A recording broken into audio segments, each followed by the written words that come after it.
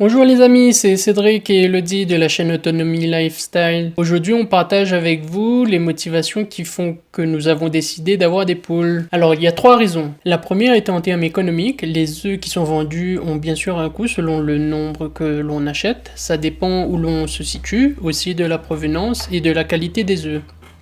Par exemple, si l'on consomme au minimum 6 œufs par semaine au prix de 1,50 € à 2 € la barquette, si on fait le compte en fin d'année, cela fait une certaine somme, à peu près 100 € par an. Ça dépend si on est sportif, donc ça demandera un budget plus conséquent. En comparaison, en ayant une poule, elle peut pondre 1 à 2 œufs par jour, donc 7 à 14 œufs par semaine, ce qui n'est pas négligeable quand même. Au niveau de la rentabilité du coût des œufs, il faut nourrir les poules avec des produits frais du potager et des restes de nourriture pour que le coût soit nul pour ne pas dépenser de l'argent. La deuxième raison est au niveau de notre santé. Comme vous le savez, si vous achetez des œufs de la production industrielle, la différence de qualité se fera sentir. Lors de l'utilisation de nos œufs, on a pu remarquer une meilleure consistance du blanc et du jaune de l'œuf. Il nous paraît aussi avoir un meilleur goût. On pense aussi que le niveau de protéines doit être bien supérieur, ainsi que les vitamines,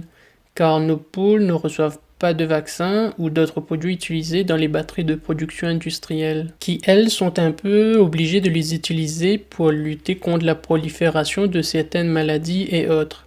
C'est un peu logique aussi, car plus on entasse des animaux à un même endroit, plus on a des complications au niveau de l'hygiène. La troisième raison, elle est écologique. Oui, nos poules nous permettent de recycler pas mal de nos restes alimentaires, ce qui est la source de la plus grande pollution dans le monde, le gaspillage alimentaire. Grâce à elles, nous pouvons créer un cercle vertueux. On leur donne ce qu'on n'a pas mangé, plus ce qu'il y a dans le jardin, les insectes, les vers, etc. Elles nous donneront donc des œufs et en plus, avec des excréments, on obtient un très bon fertilisant pour nos légumes qui resserviront par la suite à les nourrir. Donc dans tout cela, il n'y a que du bon, sans compter qu'elles nous font de la compagnie. C'est vrai qu'il faut leur donner de l'attention et les surveiller pour la nourriture, mais il y a des astuces qui font qu'elles peuvent être autonomes pendant un certain moment, si on doit s'absenter par exemple. On partage cela avec vous lors de prochaines vidéos. On espère que la vidéo vous a plu. Si vous avez aimé, laissez un pouce bleu, on aura vos avis. Si vous avez des choses à nous dire ou à partager, laissez un commentaire, on aura l'occasion de discuter un peu.